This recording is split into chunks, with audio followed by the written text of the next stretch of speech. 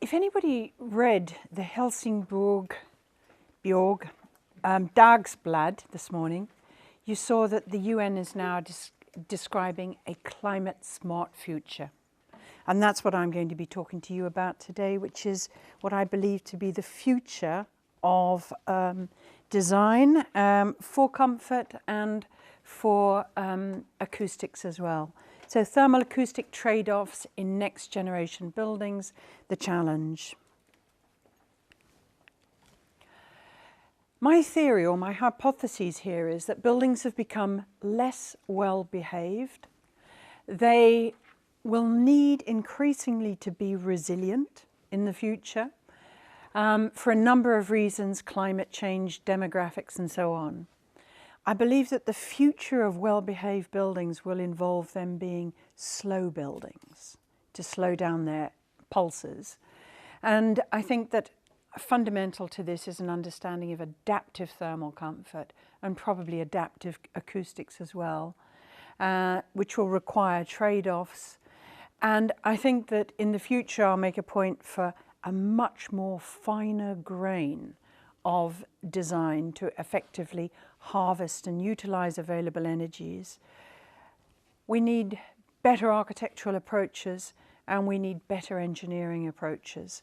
So I think when we're looking at a point at which business as usual is no longer viable. If we look at buildings, they definitely became less well behaved. And this is Bill Bordas's work, where we have ordinary pre-war types of buildings, a bit like the hotel I was in last night, ordinary windows, heavy buildings, naturally ventilated. This is in Britain with good and bad examples.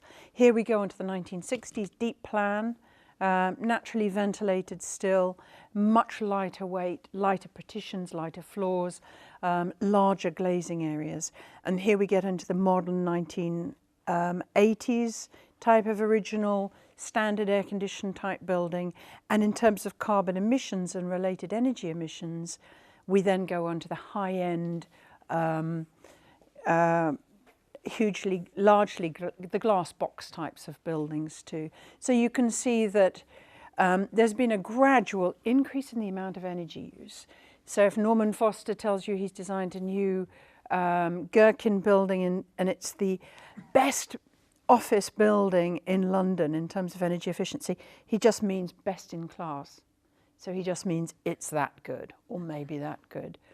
If we're going to meet our climate targets, we need to take buildings and better buildings and then run them increasingly on renewable energies, I think.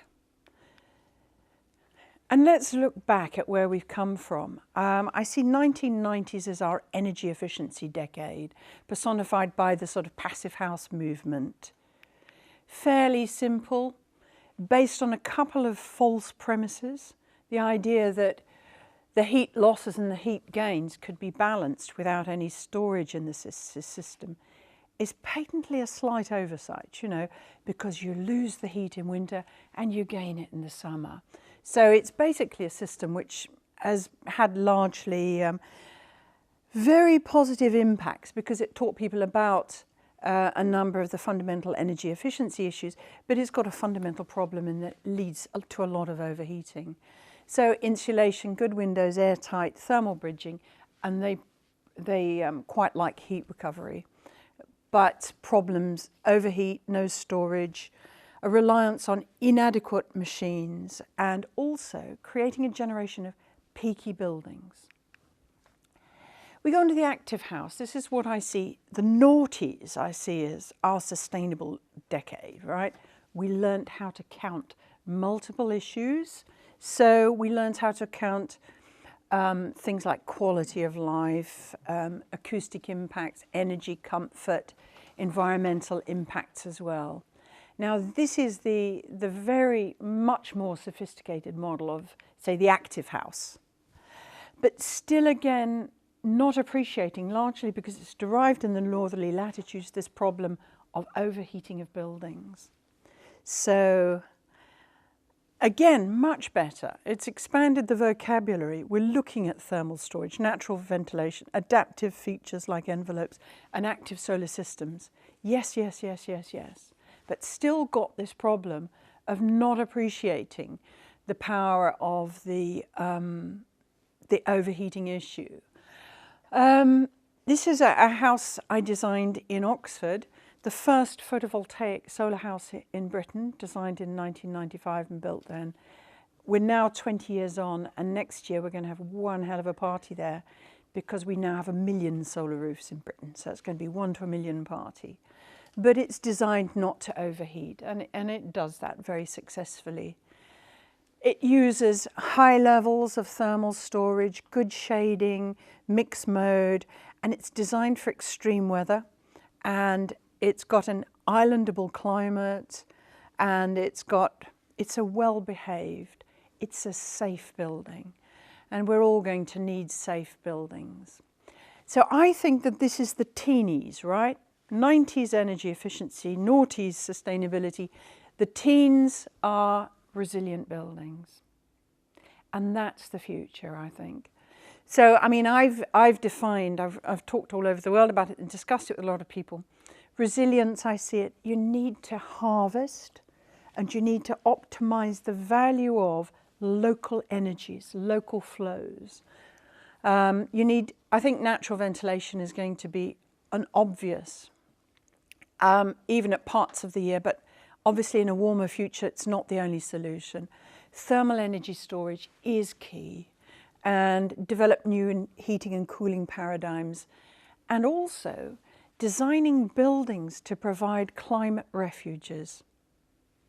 And UC Berkeley and Lawrence Berkeley Lab, some of you might know, I've just seen a recent paper from them, the 5 tips for the comfort paradigm shift, from centralized to personal control, from still to breezy, from thermal neutrality to delight, from active to passive building design. So do more with the building, less with the machines, and from disengagement to functionalized feedback loop. So you're putting people into the solutions. And why? Why does, for instance, the issue of peaky or overheating buildings matter? Because we are still within 1 degree centigrade warmer than the long-term average, but that won't last. And that 2003 heat wave, do you remember that outlier, especially in France?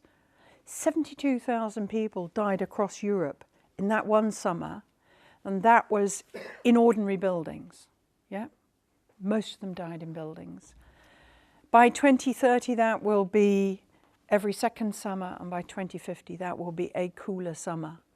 You know, so we have to take this issue of overheating. Also, energy price rises going up. We know what this particular spike did in terms of the global economy. Here we have very much a flattening. 2 days ago, they announced that the European economies were flatlining. And this has been variously so. Apparently, Germany and the US have bucked that trend. But also in the airport yesterday, I was greeted with that awful news that the price of milk in Denmark is now putting many farmers out of business across the whole of Denmark, and presumably in Scania as well. So, I mean, these are all of these drivers, but you say, well, US is bucking the trend, but that's the trend. So this is the trend where, this is what the Americans call the disappearing middle classes. So it's the top 5% who's taking the big whack of the GDP increases. The top 20%, everybody else is going down. So how's that going to reflect in flatlining European economies and markets? So then we say, well, how do you remember the 20th century idea that with cheap energy you could have fantastic indoor air quality that everybody could afford?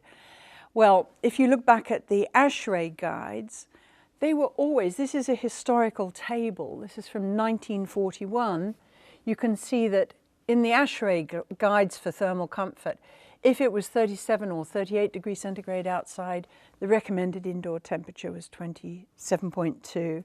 And if it was 26 degrees outside, it was 24.4. So the hotter it was outside, the higher the recommended comfort temperature. And this is really what comfort's about. Comfort is about the involuntary actions designed to keep the body tissues at around 37 degrees centigrade, and that's supplemented by environmental changes, clothing, posture, and so on.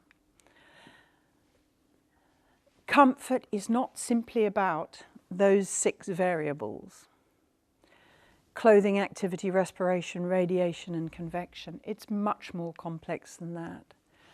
And comfort temperatures, you might see here, this is winter, comparison of Japanese comfort temperatures since 1941 to Japanese and American comfort temperatures in 2008. And this is the standards for Japanese comfort temperatures in winter. And you can see as the energy crisis and post-Fukushima kicks in, they're lowering their comfort standards. And America, the first oil crisis, lowers its standards, and they rise and fall in relation to the cost of energy and economic prosperity. So let's face it, it's a fairly movable feast. Now, in Europe, we have had the traditional approach to PMV, PPD-related comfort assumptions made, with offices, for instance, being classified as A, B, C buildings, and an A building is a building in which you've got less than ½ degree centigrade variation across a space. Well, if anybody can design a building like that, I would be very impressed. And a C building, C is a bad building, is you can have plus or minus 2.5 degrees centigrade difference across a room or a building. Well, the problem is that to achieve that degree of control takes a huge amount of energy. And is that realistic? We know the adaptive model of thermal comfort. People adapt to those temperatures that they normally occupy. And the mean globe temperature here for indoor environments up to about 38, and the mean comfort vote. So people can be perfectly comfortable here. And I started my work in Iraq, where we were perfectly comfortable in 38 as archaeologists. We have the adaptive model of thermal comfort, which I'm sure you all know about. ASHRAE 55, 2004. And now the EN standard EN 15251, in which that's developed using the running mean of the outdoor temperature, and people are recognized as adapting to those temperatures or climates that they typically occupy. So within that, you've got a far more flexible, wide-ranging comfort zone that you can meet standards. Okay. So here we have the single comfort vote approach, and have up here the EN 15251 standard. Every degree centigrade you change that indoor air temperature, you're saving 10% of your energy running costs. So you have choices there. So let's look at TABS buildings. Why are they important? Because they can be well-behaved, resilient buildings. And I'm going to leave Andrew to talk about the varieties. But I would just like to say to you, if we're designing next generation offices, you look at these buildings, are they well-behaved buildings? Doesn't it quite simply depend on whether that's a complete west-facing bank of buildings and you've got reflections off a facing building there? Doesn't the amount of solar glare come in, how peaky it is, and how much opportunity you have in the external envelope of a building to moderate and bring the building down to being much better behaved and thermally controllable? Natural ventilation, I think, eventually will have to come for summertime cooling. But then we raise the questions of what do we do with the noise, with shading? There must be ways we can baffle and buffer for noise, creating soundscapes within buildings. Now these are some of people would kill to work in these spaces here. You know, we're talking bungee, we're talking blizzard. How much more dynamic, you know, there's a whole generation that would sell their souls to be working there. And look at the top one, low ceilings, hot lights, huge amounts of heat coming in the side. It doesn't matter if it's air conditioned or not. Thermally, visually, acoustically, fairly sterile places. And here again, you know, these are areas and places in which people work in very noisy environments. And just as Berkeley is now promoting localized air conditioners, localized lighting, localized warm carpets or different air handling systems. This is a 3 watt fan to put on desks. So the idea would be that, look, even the Queen has a 2-bar electric fire. Must be right. But just as what we've done is started to thermally landscape buildings, we need to acoustically landscape them as well. So if you take a headquarter building like Rockstar North in Edinburgh, what you're doing is you're creating cascades of sound, cascades of temperatures, cascades of noise around it. And we just have to get to be much smarter at how we design not only the buildings or the rooms, but the cities. And maybe we have to move on from noisy paradigms that are popular with architects, like these hugely noisy atria features. Maybe we go back to the nice light well enclosed courtyard shell, because simply there are too many problems with some building types. So finally, I will just wrap up by saying that I think thermally activated buildings are hugely important, because what I can see is the future being about for smart money who's moving in to the higher quality buildings like your bungees or your Rockstar Norths or your blizzards. They're going to want slow buildings. They're going to want buildings that don't overheat, that are not extremely exposed, that do not have peaky indoor thermal environments, and have a general steady background environment of noise as well. So I'll pass over to Andrew to see how he could perhaps solve some of the problems that I'm posing for the future types of buildings. And I would say that going from traditional technologies to energy efficiencies to sustainability to climate change to adaptive thermal comfort, all of it makes sense, and I think we can have better buildings, but I really do think we have to change the fundamental paradigm of why we're building and what we're building. Thank you.